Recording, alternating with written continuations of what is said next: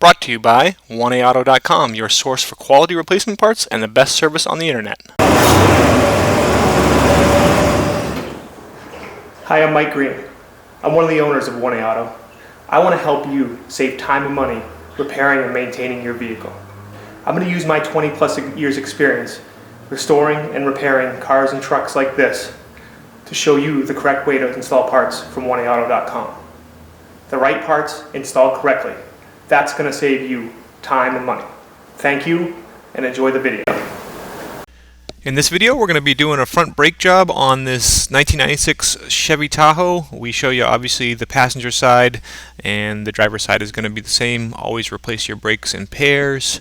And this is the same for the Tahoe Suburban and also the CK pickups, Chevy and GMC alike.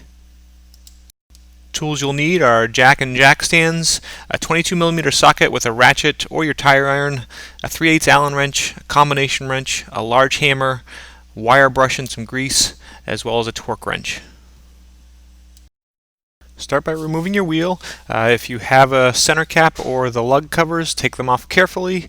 And then if you don't have the benefit of air tools or impact tools as I do, you'll want to start with your vehicle on the ground, loosen the lug nuts, then raise it up, secure it, and remove the lug nuts and the wheel. Okay, so here you can see our outer pad is actually getting a little bit thin, and on the front side the disc's in pretty good shape if you run your finger on it, but on the back side there is a pretty good groove, so we'll see what that's all about when we take it off. Okay, so you'll want to take a large screwdriver or a pry bar, and what happens is as your brakes wear, the piston, which is right here, comes out of your caliper, and to get your brakes apart it helps if you kind of force that piston back in. So I'm taking the screwdriver and prying out on the caliper, and you can see that that forces the piston back in, and with a good sized screwdriver you can actually reset your pistons pretty much all the way. Now we want to remove the calipers, and back here there are two 3/8 Allen bolts, one here and then one right down here. I've got my 3/8 Allen wrench. I'm going to put it in, make sure it goes into the bolt as far as possible. Okay. Then I'm going to use a regular crescent wrench and put that on there for some extra leverage. Okay. And then pull.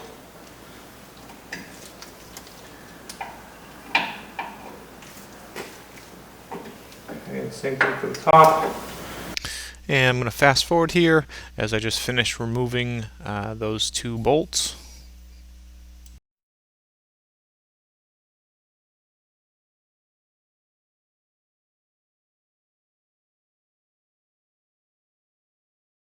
Okay, once you've got those bolts backed out, then your caliper comes off. Okay. And you can see your pads, the inside one just pulls right out. I'm supposed to just pull it out here. Okay. And the outer one, just put a screwdriver right in here, twist it.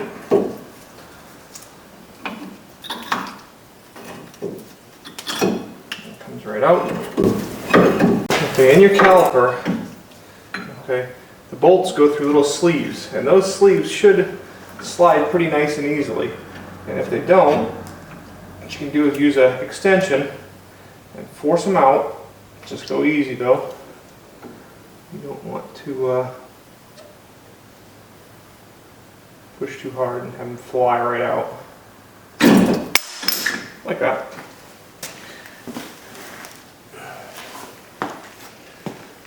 Okay.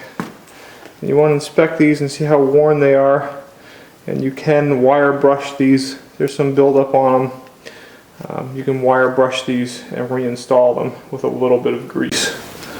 Just so you can see, this one was really difficult. This one here, I'm pushing much easier. It takes a lot less to force it out. Okay, if you want to better reset the piston on your caliper here, what you can do is put your old pad back in. Take a nice big C-clamp.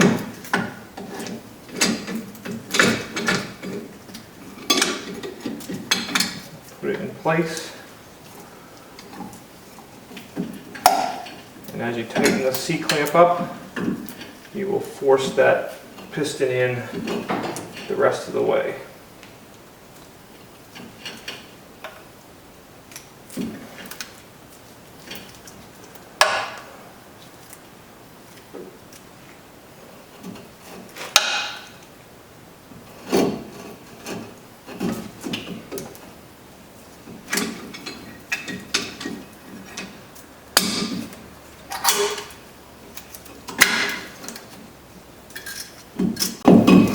Remove the rotors. Be very careful not to hit your studs, and if you want, you can even put the lug nuts back on. That will just help protect the studs from getting damaged.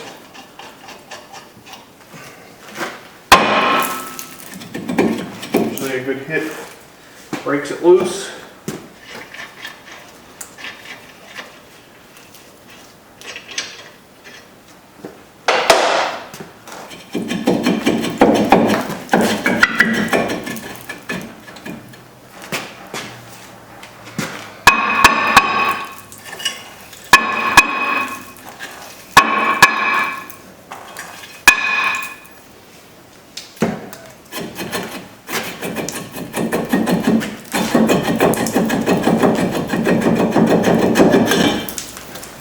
Okay, so you can see sure enough on the back side there's quite a bit of uneven wear.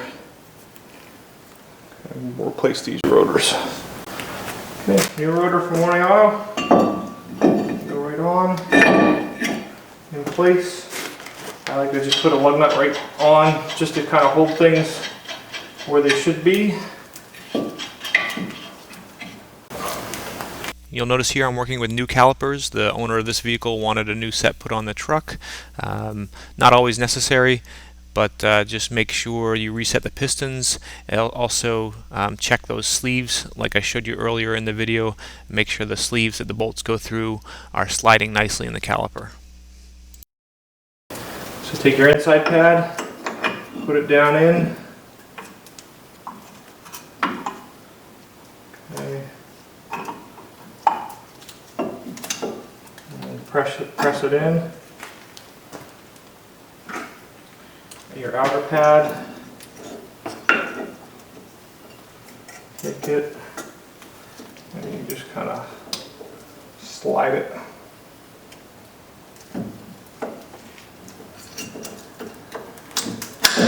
Right down and in.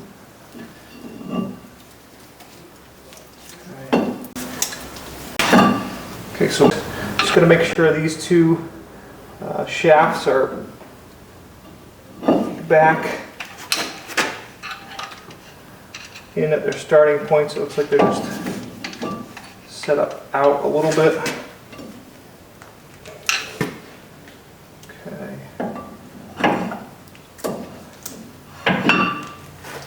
Goes right on.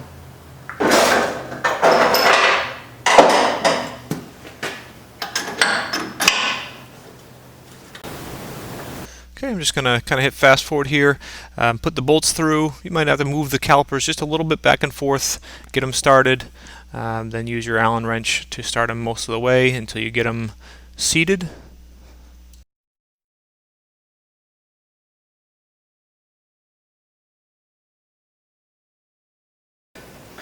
Okay, what I generally do is with an Allen wrench of this size, okay, I basically pull it about as tight as I can with that, which should be about 25 to 30 foot-pounds.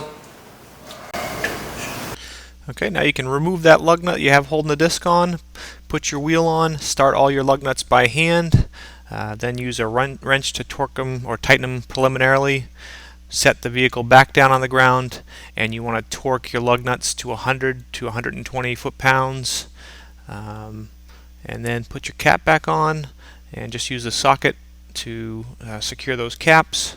And then very lastly, and most importantly, make sure you pump your brakes and get a good firm brake pedal before you go out and road test your vehicle.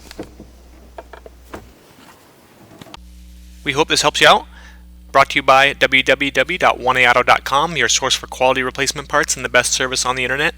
Please feel free to call us toll-free 888-844-3393. We're the company that's here for you on the internet and in person.